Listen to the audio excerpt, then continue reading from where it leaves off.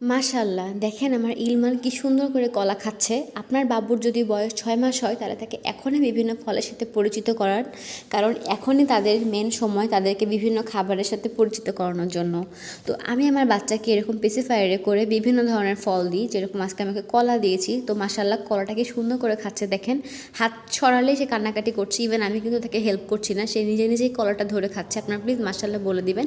আর কলাটা অনেক মিষ্টিও ছিল, যার কারণে সে বেশি পছন্দ করছে। আর এখন একটা কথা বলি, অনেকে বলতে পারেন যে আপু শীতকালে কলা খাওয়ালে ঠান্ডা লাগবে। না আপু, এটা সায়েন্টিফিক কোনো ব্যাখ্যা নাই শীতকালে কলা খেলে ঠান্ডা লাগবে। ইভেন আমাদের বাংলাদেশে অনেক কুসংস্কার আছে যেগুলো এখনও চলছে, যে এটা করা যাবে না সেটা করা যাবে না। এগুলো আমি কোনোটাই আল্লাহর রহমতে এখন পর্যন্ত মানিনি। হ্যাঁ, এমন না যে মানবো না, যেগুলো মানার মতো সেগুলোই মেনেছি। প্রেগনেন্সিতেও চন্দ্রগ্রহণ সূর্যগ্রহণ কিছু এসব মানিনি। তো শীতকালে যদি আপনি বাচ্চাকে কলা খাওয়ান বা কমলা খাওয়ান ঠান্ডা লাগবে না। যদি মায়ের অ্যালার্জি থাকে তাহলে মায়ের হাঁচি